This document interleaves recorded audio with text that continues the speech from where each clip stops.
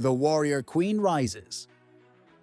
When the Portuguese governor João Correia de Sousa refused to offer her a chair in 1622, forcing her to stand before him like a supplicant, Nzinga Mbande didn't blink. The daughter of the Ndongo kingdom's ruler simply summoned one of her attendants, who dropped to hands and knees. As the Portuguese officials watched in stunned silence, she settled comfortably onto her human throne and proceeded to negotiate as an equal. This wasn't just theatrical defiance. It was the opening move in a decades-long chess match that would see this remarkable African queen outmaneuver Europe's most ambitious colonial power. Through diplomatic brilliance, military cunning, and sheer force of will, Nzinga would transform from royal diplomat to warrior queen, forging unlikely alliances and masterminding battlefield strategies that delivered Portugal its most humiliating defeat on African soil and preserved her kingdom's independence against seemingly impossible odds. Chapter 1. Daughter of Fire, Early Years. The kingdom of Ndongo shimmered like a jewel in the harsh African sun when Nzinga Mbande drew her first breath around 1583. Born to King Kilowanji and one of his favored wives, Kangala, she arrived during a pivotal moment as Portuguese ships increasingly prowled Angola's coastline. Unlike most royal daughters destined for strategic marriages, Nzinga's father recognized something extraordinary in her fierce intelligence. He broke with tradition, bringing her into war councils and diplomatic meetings while still a child. By 12, she could hunt with the skill of seasoned warriors, speak the Portuguese language with unsettling fluency, and dissect political strategies with uncanny precision. The Portuguese established Luanda in 1575, and their shadow grew longer with each passing year. Young Nzinga watched her father navigate treacherous diplomatic waters with these foreign interlopers who came bearing crucifixes in one hand and muskets in the other. She absorbed his lessons in statecraft through direct observation, but added her own dimension, studying Portuguese failings with the same intensity as their strengths. When slave raiders penetrated deeper into Ndongo territory in 1599, 16-year-old Nzinga joined her father's retinue as they confronted captured Portuguese officials. While the men bellowed threats, she silently catalogued European weaknesses: their susceptibility to tropical disease, their crippling dependence on native guides, their arrogant dismissal of African military tactics. When her father executed the captives as a warning, Nzinga didn't flinch. Instead, she pocketed a fallen Portuguese compass, understanding that power in this new world required mastering the tools of one's enemies. Chapter 2. The Chair Incident, Diplomatic Defiance. The Portuguese governor's palace in Luanda reeked of sweat and European perfumes when Nzinga arrived in 1622. Governor João Correia de Sousa had summoned her as her brother, King Angola Mbande's envoy. A last-ditch diplomatic mission as Portuguese slavers and their Mbangala mercenaries ravaged Ndongo territory. The stakes couldn't have been higher. The kingdom's very survival hung in the balance. At nearly 40, Nzinga had spent decades preparing for this moment. Her mind, a razor-sharp repository of political strategy and cultural intelligence. As she entered the reception hall, flanked by advisors and servants, the Portuguese governor's calculated insult awaited. An ornate chair for himself, but only a floor mat for the African savage. Lesser diplomats might have accepted the humiliation. Nzinga transformed it into legend. With imperceptible signals to her entourage, Nzinga orchestrated a moment that would echo through centuries. A servant instantly dropped to hands and knees. She settled onto his back with regal poise, meeting the governor's gaze at equal height.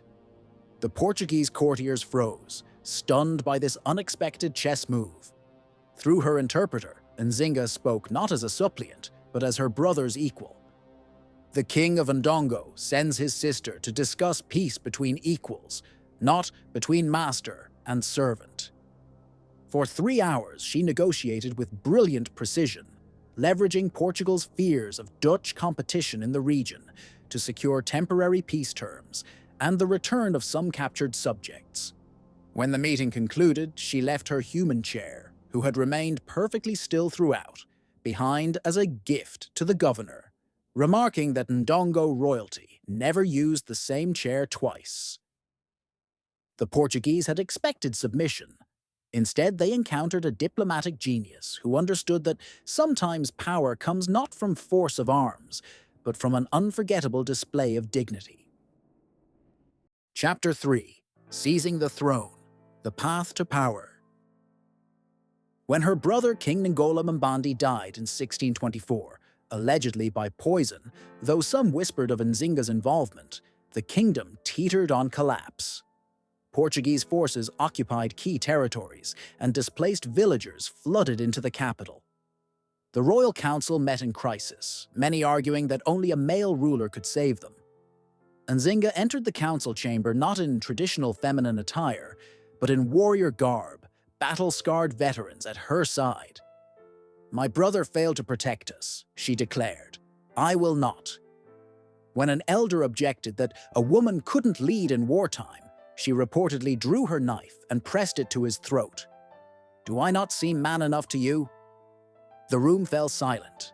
Within hours, she secured her position through a combination of threats, promises, and strategic alliances with key tribal leaders who recognized that extraordinary times demanded extraordinary leadership. Nzinga's coronation as Angola ruler broke with tradition at every turn. Rather than accepting baptism as Ana de Sousa, as the Portuguese hoped, she strategically embraced elements of both Christianity and traditional religion to unite her fractured kingdom. To silence those who questioned a woman's right to rule, she adopted a calculated performance of gender fluidity, sometimes appearing in feminine royal regalia, other times dressed as a male warrior king leading troops into battle. She assembled an elite all-female royal guard drawn from captured young women, creating unprecedented opportunities for female advancement while simultaneously building unshakable personal loyalty. Within months of taking power, she ordered the kingdom's capital moved farther from Portuguese territory, secured vital salt trade routes, and sent assassins to eliminate collaborators who had grown wealthy trading Ndongo citizens to Portuguese slavers. The message was clear. A new kind of leader had arrived, and neither Portugal nor the Old Guard stood a chance against her revolutionary vision. Chapter 4. The Great Alliance. Building the Coalition. Nzinga stood atop a rocky outcrop in 1625, surveying the lands of the Matamba Kingdom, traditional rivals of Ndongo, whose queen had recently died without an heir. Rather than viewing them as enemies, she saw opportunity. With Portuguese forces pressing from the west, she needed allies, resources, and strategic depth. In a bold nighttime mission, with just 12 elite guards, she infiltrated the Matamba capital and called the fractious council to assemble. By dawn, through a masterful display of negotiation, intimidation, and promises of glory, she had secured not just an alliance, but a full union of kingdoms under her rule. The Portuguese had expected to face a weakened Ndongo. Instead, they now confronted a rapidly expanding federation with Nzinga holding dual titles. The expanded territory gave Nzinga room to maneuver, but she needed more than just land to defeat the Portuguese war machine. With tactical brilliance, she dispatched envoys to the fearsome Mbangala warriors, the very mercenaries the Portuguese had been using against her people. Her message was simple but compelling. Why serve foreign masters for meager payment when you could join a true African power? To the Dutch, Portugal's bitter European rivals, establishing footholds along the coast, she offered trading privileges in exchange for firearms and military advisors. Most daringly, she reached out to communities of escaped slaves, incorporating their Portuguese-trained fighters into her army and their intelligence about colonial weaknesses into her strategy. Within 18 months, she had transformed a desperate kingdom, on the brink of collapse, into the center of a formidable coalition, bound together by her singular vision. Not just survival, but the complete expulsion of Portuguese colonizers from their ancestral lands. Chapter 5. The Battle of Kombi. Military Strategy. The valley of Kombi shimmered with morning mist in 1626 as Portuguese commander Bento Banha Cardoso led his force of 500 European soldiers and 700 African auxiliaries toward what intelligence suggested was Nzinga's vulnerable supply depot. His men marched with confidence. Their superior weaponry and disciplined formations had crushed African resistance for decades. What the Portuguese commander didn't realize was that every reliable scout report, every loyal informant's tip, had been carefully orchestrated by Nzinga herself.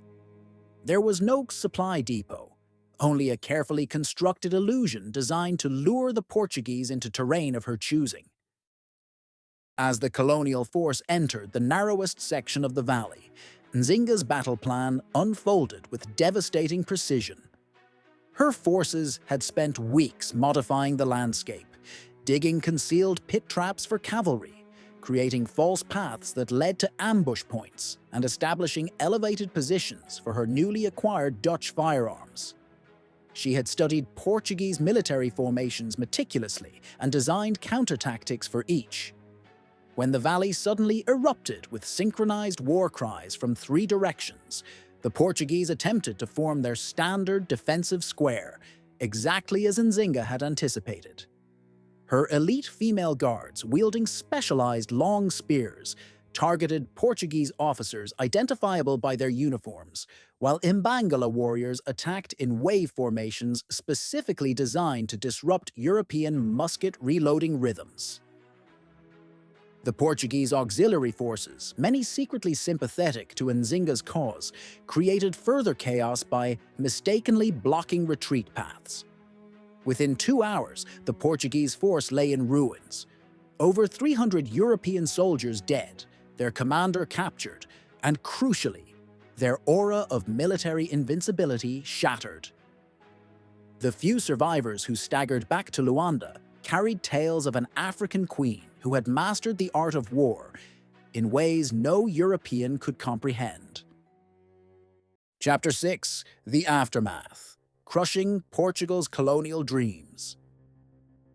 Governor Fernão de Sousa passed his chambers in Luanda as reports from the Kombi disaster reached him in waves throughout 1626.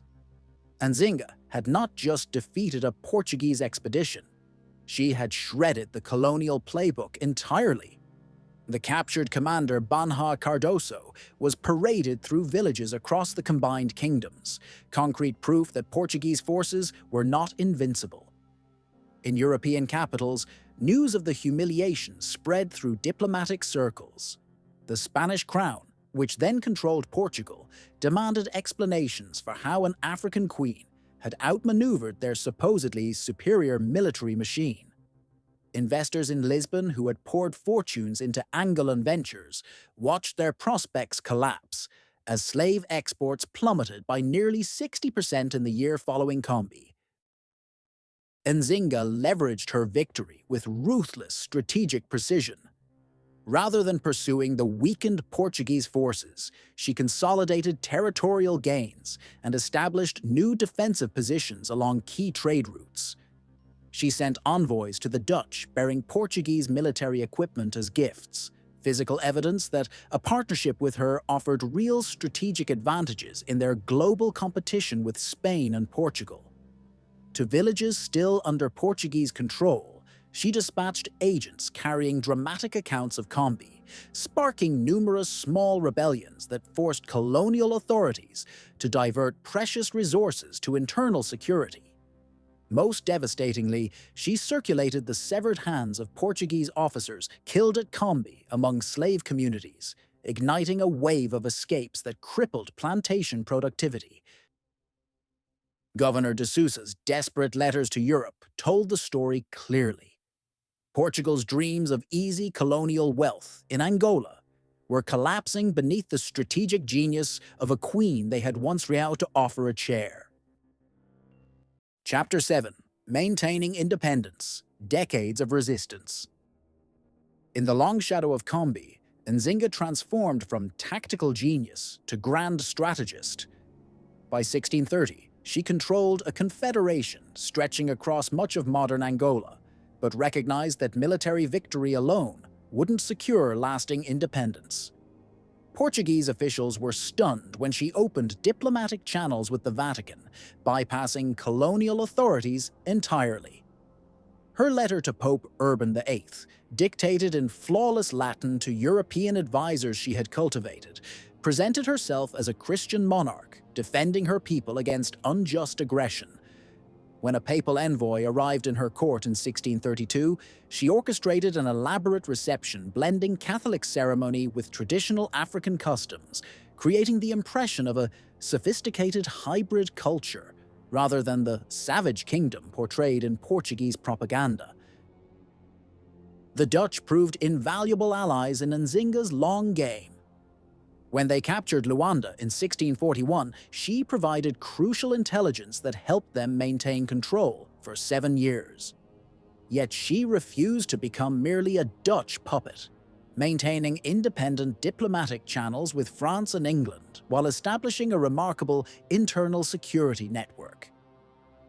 Her famed mirror system placed young women trained in European languages and customs in colonial households as domestic servants, creating an intelligence apparatus that consistently provided advance warning of Portuguese movements. Even when Portugal recaptured Luanda in 1648, Nzinga pivoted again, negotiating a treaty that formally recognized her sovereignty while carefully managing which territories foreign traders could access. When she finally died in 1663 at the remarkable age of 80, she left behind not just an independent kingdom, but a blueprint for resistance that combined military cunning, diplomatic sophistication, and cultural strategy, a legacy that would inspire African independence movements for centuries to come. Chapter 8. The Woman Behind the Legend. Personal Life. Behind the public persona of the warrior queen existed a complex woman whose personal life defied easy categorization. Despite 3 official marriages to prominent men, Nzinga maintained complete political authority, a revolutionary concept in 17th century Africa and Europe alike. Her second husband, Kaza, served as her military chief, but reportedly addressed her only as "my queen," even in private. Witnesses from both African and European accounts describe her dining alone on a raised platform, served by attendants who approached on hands and knees, a carefully constructed ceremony reinforcing her exceptional status. Yet those same accounts mention her joining warriors in traditional dances and sharing meals with common soldiers after victories, displaying a shrewdness about when to emphasize her divine status and when to build loyalty through accessibility. Nzinga's spiritual life reflected the same strategic adaptability that marked her political career. While publicly accepting baptism as Ana de Sousa for diplomatic purposes, she maintained private shrines to ancestral spirits within her royal compound.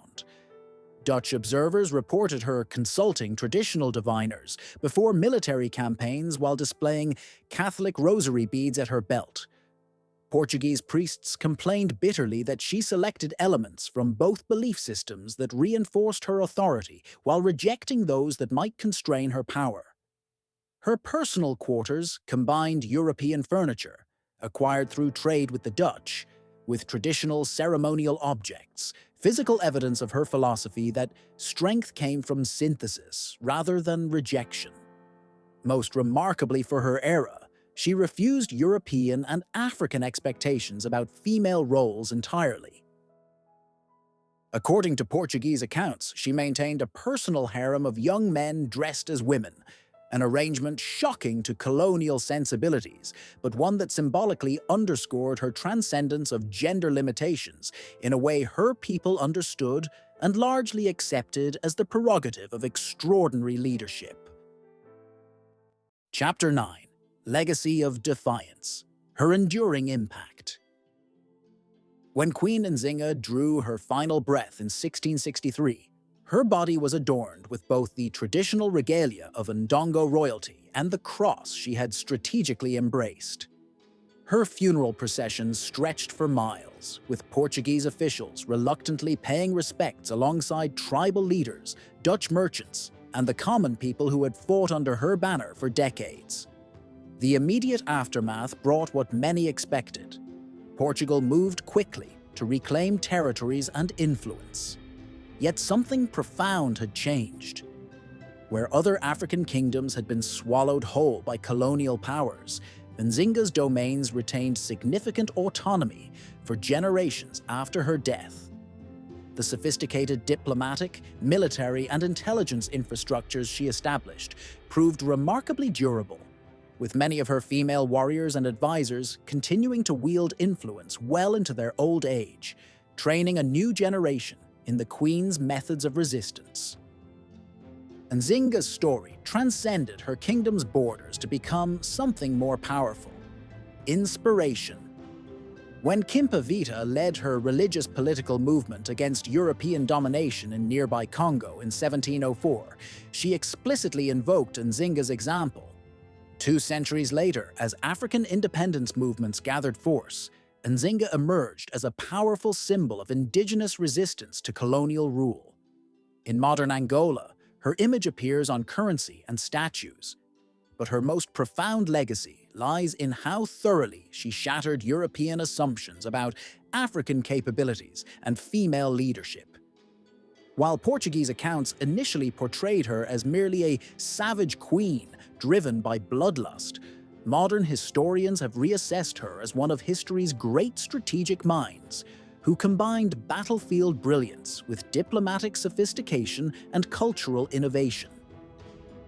In the words of Angolan historian Carlos Pacheco, Nzinga didn't just fight colonizers, she reimagined what resistance could be: a totality of military, diplomatic, cultural, and economic strategies that together created space for African self-determination against seemingly impossible odds. 4 centuries after she shocked a Portuguese governor by creating her own throne, Queen Nzinga remains the embodiment of a defiance that refused to accept the limitations others sought to impose. Conclusion: the Queen who changed history.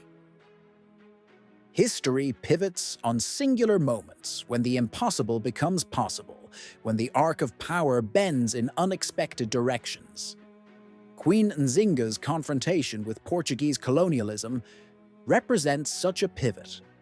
While European powers carved up the African continent with impunity across centuries, this remarkable woman created a template for resistance that was both pragmatic and visionary. She understood that true independence required more than battlefield victories. It demanded a comprehensive strategy engaging diplomatic, cultural, economic, and military dimensions simultaneously. By refusing to accept the narrative of inevitable Portuguese dominance, she didn't just preserve her kingdom's autonomy. She demonstrated that the entire colonial project rested on shakier foundations than its architects understood. The truest measure of Nzinga's genius may be how completely she transcended the limitations others sought to impose. Portuguese governors dismissed her as a savage queen, even as they grudgingly negotiated treaties on her terms. European chroniclers expressed shock at a woman commanding armies even as they documented her victories. Modern historians debate her methods, but acknowledge her remarkable effectiveness. In an era when leadership was presumed to be male and resistance was expected to fail, Nzinga created a different story entirely. One where an African queen outmaneuvered a European empire, where diplomatic brilliance complemented military courage, and where a leader's gender proved less relevant than their capacity for strategic innovation. 4 centuries later, long after the gun smoke cleared from the battlefield at Kombi, her legacy endures as a powerful reminder that history's course is never predetermined, that resistance is always possible, and that sometimes the most effective response to oppression is a queen who refuses to stand when she can create her own throne.